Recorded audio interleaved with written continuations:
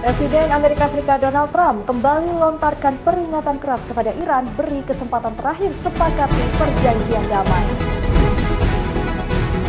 Rusia hadapi krisis bahan bakar di berbagai wilayah, imbas serangan drone Ukraina melumpuhkan sejumlah kilang minyak besar. Ratusan penggemar berkostum Spider-Man sambut penayangan film terbaru Spider-Man Brand New Day di bioskop Brazil. Halo pemirsa setia Berita Nasional TV, senang sekali Mata Dunia kembali hadir menyapa Anda. Mata Dunia, program yang menyajikan berbagai informasi dan isu terkini dari mancanegara. Bersama saya Restulandari, inilah Mata Dunia selengkapnya.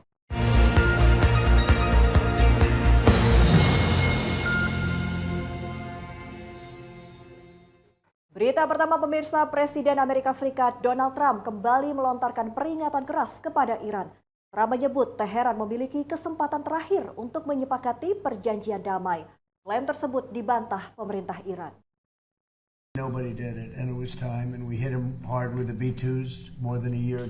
Presiden Amerika Serikat Donald Trump menyatakan Iran harus segera mengambil langkah diplomatik menandatangani kesepakatan damai yang sedang dibahas pada Senin 3 Agustus 2026. Berbicara dari Oval Office, Trump mengatakan Washington dan Teheran memulai komunikasi baru yang diklaim berlangsung atas dukungan Arab Saudi, Uni Emirat Arab, dan Qatar. Menurut Trump, tahap pertama pembahasan berfokus pada pembukaan kembali jalur pelayaran di Selat Hormuz. Sementara tahap berikutnya akan membahas pembatasan program nuklir Iran. Trump mengungkapkan rencana serangan besar Amerika Serikat terhadap Iran sebelumnya dibatalkan setelah muncul kemajuan dalam upaya diplomasi. Namun, pihak Iran membantah seluruh klaim tersebut. Militer Iran menyebut pernyataan Trump sebagai kebenaran tidak sesuai fakta dan menegaskan Teheran tidak pernah meminta Amerika Serikat menghentikan serangan.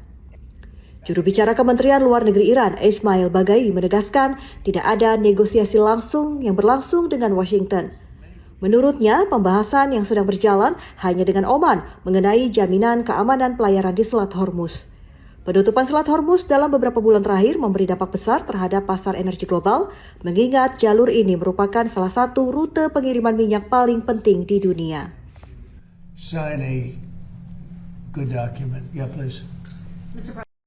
Berita selanjutnya pemirsa, ketegangan di Selat Hormuz kembali meningkat. Iran mengancam akan menargetkan kapal perang Amerika Serikat jika memaksa membuka rute pelayaran baru di perairan strategis tersebut.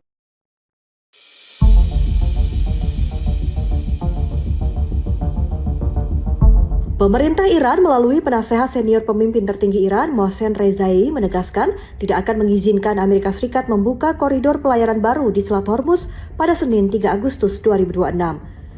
Rezai menyatakan jika kapal perang Amerika Serikat memaksa melintasi rute tidak disetujui Iran, maka armada tersebut akan menjadi sasaran militer Iran. Iran juga memperingatkan ada risiko serangan terhadap kapal maupun pangkalan militer Amerika Serikat apabila Washington terus melanjutkan kebijakan blokade laut terhadap Teheran. Di tengah memanas situasi, sebuah kapal kargo di perairan Selat Hormuz lepas pantai Oman terkenal proyektil tak dikenal. Badan Operasi Perdagangan Maritim Inggris atau UKMTO menyatakan insiden terjadi di timur laut Al-Qasab, Oman. Penyelidikan masih berlangsung dan belum ada informasi resmi mengenai korban maupun tingkat kerusakan. Sementara itu, Presiden Amerika Serikat Donald Trump sebelumnya menyatakan negosiasi baru dengan Iran akan segera dimulai dan menyebut sebagai kesempatan terakhir bagi Teheran untuk mencapai kesepakatan. Namun, Iran membantah ada perundingan dengan Washington. Teheran menegaskan saat ini hanya berkoordinasi dengan Oman mengenai pengaturan rute pelayaran sementara di Selat Hormuz tetap dinyatakan tertutup hingga tindakan Amerika Serikat dihentikan.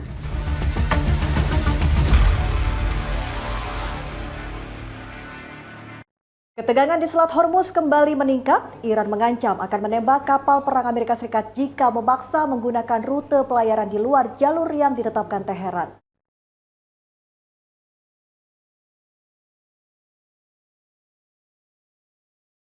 Pemerintah Iran melalui penasehat senior pemimpin tertinggi Mohsen Rezai menegaskan tidak akan mengizinkan Amerika Serikat membuka koridor pelayaran baru di Selat Hormuz pada Senin 3 Agustus 2026. Rezai menyatakan setiap kapal perang Amerika Serikat memaksa melintasi rute di luar izin Iran akan menjadi target militer. Ia juga memperingatkan ada ancaman terhadap kapal dan pangkalan militer Amerika Serikat jika Washington terus melanjutkan blokade laut terhadap Iran. Di tengah memanas situasi, sebuah kapal kargo di perairan Selat Hormuz lepas pantai Oman terkena proyektil tak dikenal. Badan Operasi Perdagangan Maritim Inggris atau UKMTO menyebut insiden terjadi di timur laut Al-Qasab, Oman. Penyelidikan masih berlangsung dan belum ada keterangan mengenai korban maupun tingkat kerusakan. Sementara itu, Presiden Amerika Serikat Donald Trump menyatakan pembahasan baru dengan Iran akan segera dimulai dan menyebutnya sebagai kesempatan terakhir bagi Teheran untuk mencapai kesepakatan. Namun, juru bicara Kementerian Luar Negeri Iran, Esmail Baghai, membantah ada negosiasi langsung dengan Washington. Menurutnya, pembahasan hanya dengan Oman mengenai pengaturan rute pelayaran sementara. Iran menegaskan Selat Hormuz akan tetap ditutup hingga pelanggaran dituduhkan kepada Amerika Serikat berakhir. Pemirsa, klaim mengenai rencana pengunduran diri Presiden Iran Masoud Pezeshkian memicu polemik politik di Teheran. Seorang ulama senior menyebut Pezeshkian berulang kali mengajukan resign. Klaim itu dibantah kantor Presiden Iran. Ulama senior Iran Muhammad Bagher Karazi mengklaim Presiden Iran Masoud Pezeshkian mengajukan pengunduran diri hingga 28 kali. Menurut Karazi, pada Senin 3 Agustus 2026, pemimpin tertinggi Iran Mojtaba Khamenei pernah memperingatkan apabila pengunduran diri kembali diajukan, maka permohonan akan langsung disetujui. Karazi juga menyebut setelah peringatan itu, Pezeshkian tidak lagi mengajukan surat pengunduran diri. Sebelumnya muncul laporan menyebut Pezeshkian pernah mengirim surat resmi kepada kantor Mojtaba Khamenei karena merasa pemerintahannya tidak lagi dilibatkan dalam berbagai keputusan strategis negara. Namun kantor Presiden Iran membantah tegas klaim tersebut. Deputi Komunikasi Kantor Presiden menyatakan isu pengunduran diri itu tidak berdasar dan hanya bertujuan merusak persatuan nasional. Penasehat Presiden Iran menegaskan Karazi tidak memiliki akses langsung kepada Mojtaba Khamenei sehingga dianggap tidak mengetahui fakta sebenarnya. Di tengah polemik ini, perdebatan mengenai nota kesepahaman Iran dan Amerika Serikat terus memanas. Sebagian kelompok garis keras menilai kesepakatan tersebut bertentangan dengan arahan pemimpin tertinggi. Sementara pemerintah menegaskan keputusan ini mendapat dukungan mayoritas Dewan Keamanan Nasional tertinggi.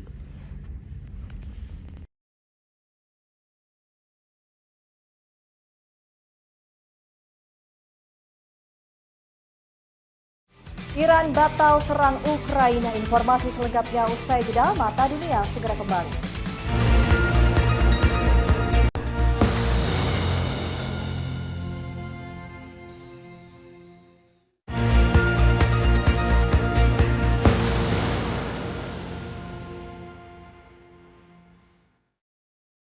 Anda kembali bersama kami pemirsa di Mata Dunia. Pemirsa, Iran mengaku sempat menyiapkan serangan militer ke Ukraina.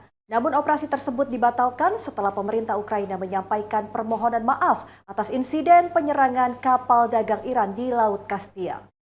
عملات موجوار دقیق‌تر، شدیدتر، موشک و پهباد به سمت Penasehat militer senior pemimpin tertinggi Iran, Mohsen Rezai, mengatakan Angkatan Bersenjata Iran sempat menyelesaikan persiapan menyerang 3 lokasi strategis di Ukraina pada Selasa 4 Agustus 2026. Menurut Rezai, rencana tersebut dibatalkan setelah pemerintah Ukraina menyampaikan permohonan maaf terkait insiden penyerangan kapal dagang Iran di Laut Kaspia pada akhir Juli 2026. Sebelumnya, Iran menuduh serangan menyebabkan seorang awak kapal tewas. Teheran menuntut kompensasi melalui jalur diplomatik. Rezai menegaskan Iran tetap akan menjaga kendali atas rute pelayaran di Selat Hormuz. Ia memperingatkan setiap kapal militer yang melintasi jalur di luar izin Iran akan menjadi sasaran tembak.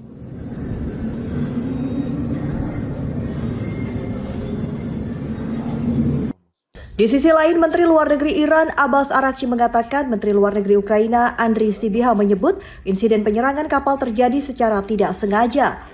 Meski menyatakan tidak menginginkan eskalasi konflik, Iran menegaskan setiap serangan terhadap warga negara maupun kepentingannya akan mendapatkan respon tegas.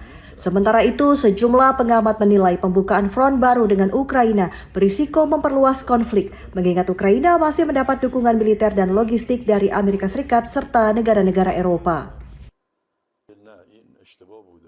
Ya, di sisi lain pemirsa, Rusia menghadapi krisis bahan bakar di berbagai wilayah menyusul serangan drone Ukraina yang diklaim melumpuhkan sejumlah kilang minyak besar. Dampaknya, antrean panjang terjadi di SPBU dan harga BBM terus meningkat. Serangkaian serangan drone Ukraina merusak setidaknya 10 kilang minyak besar di Rusia. Serangan ini diklaim mengganggu hampir sepertiga kapasitas pengolahan minyak nasional. Akibatnya kelangkaan bahan bakar terjadi di berbagai daerah. Sejumlah stasiun pengisian bahan bakar terpaksa menutup layanan atau membatasi penjualan kepada masyarakat. Di kota Chita, wilayah Transbaikal, pengendara harus mengantri hingga 36 jam untuk mendapatkan bensin. Bahkan muncul praktik penjualan posisi antrean dengan harga 35.000 rubel atau sekitar 7,8 juta rupiah. Kondisi ini memaksa banyak warga mengubah aktivitas harian. Sebagian beralih ke transportasi umum, berbagi kendaraan hingga menggunakan sepeda sebagai alternatif. Di sejumlah wilayah pedesaan, permintaan kuda pekerja meningkat untuk mendukung aktivitas pertanian dan kehutanan di tengah kelangkaan bahan bakar. Meski demikian, pemerintah Rusia membantah terjadi krisis bahan bakar secara nasional. Moskow menyatakan gangguan hanya terjadi di sejumlah SPBU dan menyalahkan aksi panik buying serta penimbunan sebagai penyebab kelangkaan. Di tengah situasi ini, hasil jajak pendapat menunjukkan tingkat kepuasan publik terhadap Vladimir Putin menurun. Sementara kekhawatiran masyarakat terhadap kondisi ekonomi dan kenaikan biaya hidup terus meningkat. Dewan Perdamaian atau Board of Peace menegaskan penarikan pasukan Israel dari Gaza baru akan dilakukan setelah proses pelucutan senjata Hamas selesai. Pernyataan ini muncul di tengah perbedaan sikap antara Israel dan Hamas terhadap kesepakatan perdamaian.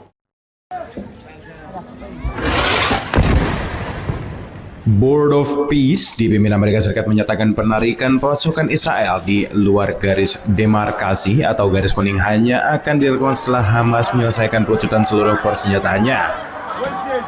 Pernyataan ini disampaikan setelah pertemuan Direktur Board of Peace Nikolai Mladenov dengan Perdana Menteri Israel Benjamin Netanyahu di Yerusalem Barat pada Senin 3 Agustus 2026. Board of Peace menegaskan proses pelucutan mencakup senjata ringan, senjata berat, serta jaringan terowongan di jalur Gaza. Di sisi lain, Hamas menyatakan kesepakatan tidak akan dijalankan sebelum Israel memenuhi kewajibannya, termasuk menarik pasukan dan menghentikan operasi militer di Gaza. Pemerintah Israel menyatakan dokumen kesepakatan yang beredar tidak sepenuhnya mencerminkan posisi resmi mereka. Sejumlah menteri kabinet mendesak agar kesepakatan tersebut ditinjau ulang. Sementara itu, Mesir, Qatar, dan Turki menjadi mediator untuk mengutuk serangan terhadap warga sipil dan fasilitas kesehatan di Gaza serta mendesak seluruh pihak mematuhi hukum internasional. Hamas menegaskan tetap berkomitmen melanjutkan tahap kedua gencatan senjata dan menunggu tanggapan resmi dari para mediator mengenai pelaksanaan kesepakatan.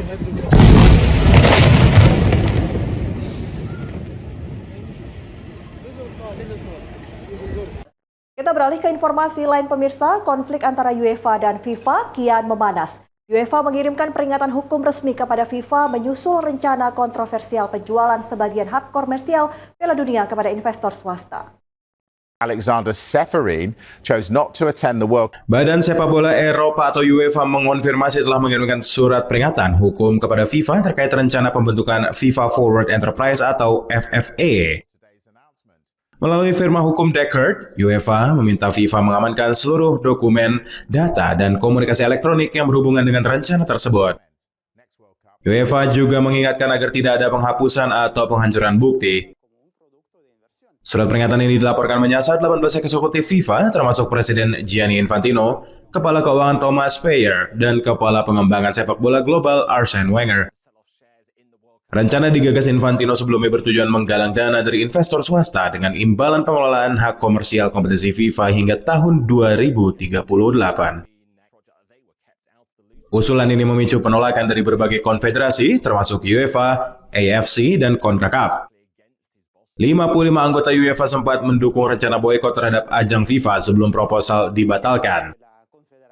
Gejolak internal di FIFA meningkat setelah muncul kritik dari sejumlah pejabat organisasi terhadap proyek tersebut digerakkan satu pihak. Di tengah memanasnya situasi, posisi Gianni Infantino semakin tertekan. Sejumlah pihak di Eropa mulai menjejak kandidat alternatif untuk pemilihan presiden FIFA mendatang. From some of those senior staff at FIFA, Matthias Grafström, the Secretary General, who has been Ya, karakter manga populer asal Jepang Chikawa kembali menyapa penggemar. Informasi selengkapnya usai jeda, tetaplah bersama kami di Mata Dunia.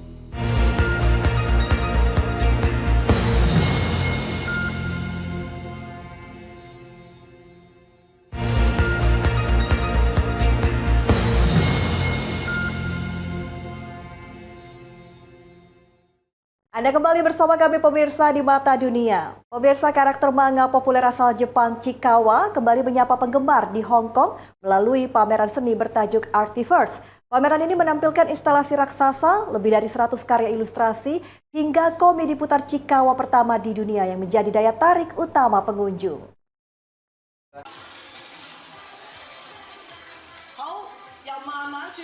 Pameran Artiverse Chikawa mengambil alih kawasan K11 Musia dan tepi laut Tsim Sha Tsui di Hong Kong dengan beragam instalasi bertema dunia Chikawa. Pengunjung diajak menjelajahi 4 zona menampilkan ilustrasi karya Nagano, musik, serta instalasi berukuran besar dari karakter Chikawa, Hachiware, Usagi, dan Anoko. Di dalam area pameran terdapat lebih dari 130 reproduksi gambar asli dan sketsa konsep yang mengisahkan perjalanan kreatif manga Chikawa. Salah satu atraksi paling menyita perhatian adalah komedi putar Chikawa Go Round berkapasitas 16 penumpang. Wahana ini menjadi yang pertama di dunia dan berdiri berlatar pemandangan Victoria Harbour. Pengunjung dapat melihat debut internasional patung raksasa Siren, serta kehadiran 5 karakter baru melengkapi 3 tokoh utama Chikawa. Penyelenggara menyatakan pameran ini diharapkan memberikan hiburan bagi masyarakat sekaligus mendorong pariwisata budaya dan juga ekonomi kreatif Hong Kong. Pameran Artiverse Chikawa mulai tanggal 1 Agustus hingga 6 September 2026 dan menjadi salah satu destinasi favorit bagi penggemar manga dan seni populer Asia.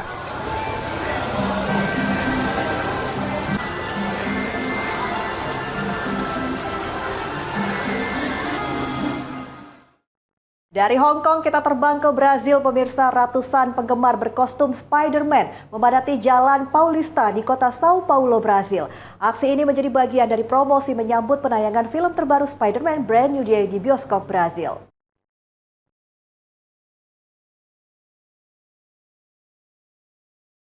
Ratusan penggemar mengenakan beragam kostum Spider-Man dan Spider-Woman berkumpul di Jalan Paulista, Sao Paulo, Minggu waktu setempat 2 Agustus 2026. Kegiatan ini diselenggarakan Sony Pictures menjadi bagian dari rangkaian promosi menyambut penayangan film Spider-Man Brand New Day di Brazil. Setelah berkumpul, para peserta melakukan pawai bertema menuju pusat perbelanjaan shopping Cibado, Sao Paulo menjadi lokasi berbagai aktivitas dan pembagian hadiah yang eksklusif. Sejumlah peserta mengaku datang dari berbagai penjuru kota demi merasakan suasana berkumpul bersama sesama penggemar superhero laba-laba tersebut. Meski cuaca sangat panas, antusiasme peserta tetap tinggi. Banyak anak-anak dan keluarga turut meramaikan acara dipenuhi suasana meriah dan juga penuh kreativitas. Film Spider-Man Brand New Day merupakan kelanjutan dari Spider-Man No Way Home. Tom Holland kembali memerankan Peter Parker, didampingi Zendaya sebagai MJ, serta sejumlah pemeran lama dan wajah baru yang siap meramaikan petualangan terbaru Spider-Man. Pemirsa, ribuan umat Buddha memadati Wat Pradhamakaya di Thailand dalam peringatan Hari Meditasi Dunia. Kegiatan ini mengajak umat Buddha dari berbagai negara bermeditasi bersama demi mewujudkan perdamaian dunia melalui ketenangan batin.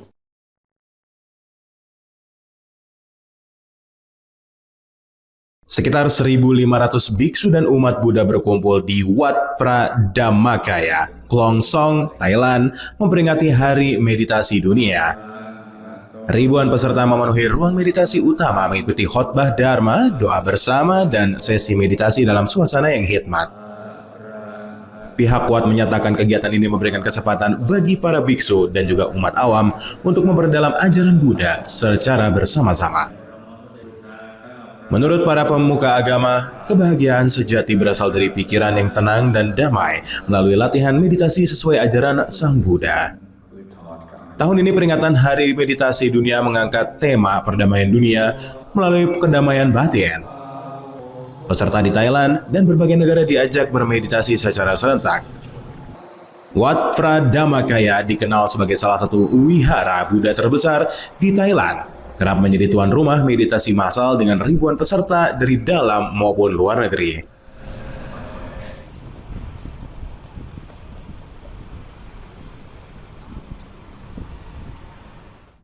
Selanjutnya saya akan mengajak Anda jalan-jalan ke Oman, pemirsa. Ya, Oman merupakan negara di semenanjung Arab yang kaya sejarah, budaya, dan juga keindahan alam.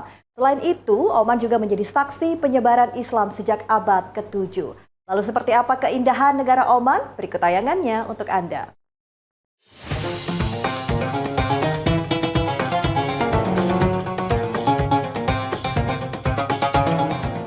Selamat datang di Oman. Muscat merupakan ibu kota Oman. Oman terletak di tenggara semenanjung Arab berbatasan dengan Uni Emirat Arab, Arab Saudi, dan Yaman. Negara ini memiliki garis pantai panjang di Laut Arab dan Teluk Oman, serta mayoritas penduduknya memeluk Islam, khususnya aliran Ibadi. Budaya Oman yang kaya akan pengaruh dari Persia, India, dan Afrika Timur ini menjadikannya negara yang unik dan penuh sejarah. Di Oman berdiri megah Sultan Qaboos Grand Mosque, merupakan masjid terbesar di Oman. Masjid ini bisa menampung hingga 20.000 jamaah. Diresmikan pada tahun 2001, masjid ini menampilkan 5 menara melambangkan rukun Islam, kubah raksasa, serta karpet buatan tangan terbesar di dunia. Setelah mengagumi keindahan arsitektur dan keagungan spiritual, kita beralih ke keindahan alam Oman yang menakjubkan, yaitu Wadi Sab, lembah tersembunyi dengan air jernih dan tebing yang menawan.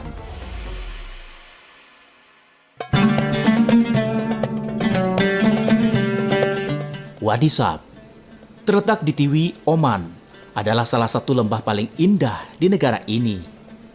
Pengunjung bisa melakukan trekking sekitar 45 menit melalui tebing-tebing berwarna coklat kemerahan, menyusuri sungai alam, dan berenang melewati kolam air jernih yang menyegarkan.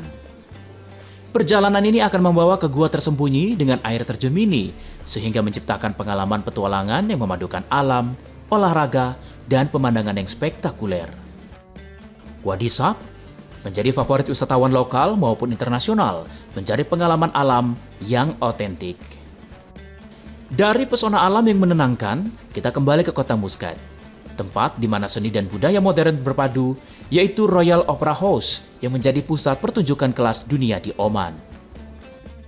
Royal Opera House Muscat dibuka pada tahun 2011, merupakan gedung pertunjukan seni pertama di Oman, menampilkan opera, konser, dan balet. Gedung ini menggabungkan arsitektur tradisional Arab dengan desain modern, menghadirkan dekorasi mewah, lampu gantung kristal, dan akustik canggih.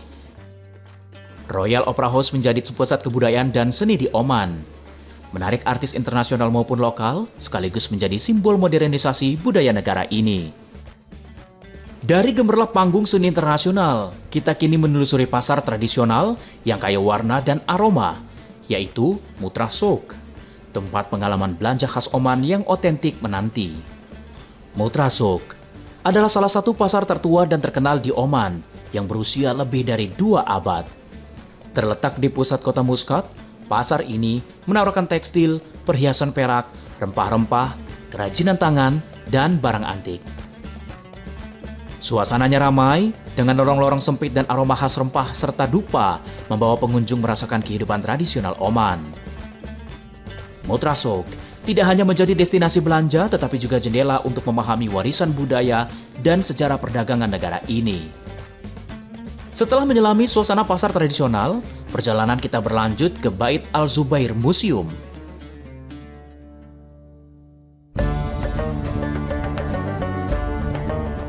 Bait Al-Zubair Museum menampilkan koleksi pribadi keluarga Zubair, termasuk senjata kuno, perhiasan, pakaian tradisional, dan artefak budaya Oman.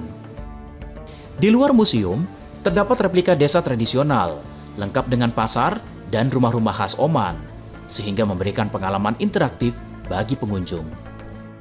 Museum ini menjadi jendela untuk memahami sejarah, kehidupan, dan budaya masyarakat Oman dari masa lalu hingga kini, sekaligus melestarikan warisan tradisi bagi generasi mendatang. Dari arsitektur megah hingga keindahan alam dan pasar tradisional, Oman menawarkan pengalaman yang memadukan sejarah, budaya, dan alam. Sebuah destinasi yang sayang untuk dilewatkan bagi siapapun yang ingin mengenal Semenanjung Arab lebih dekat.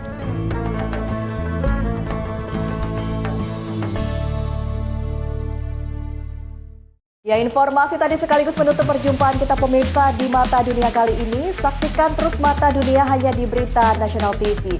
Heros Tulandari dan segenap kru yang bertugas pamit undur diri. Terima kasih sudah menyaksikan Mata Dunia dan sampai jumpa.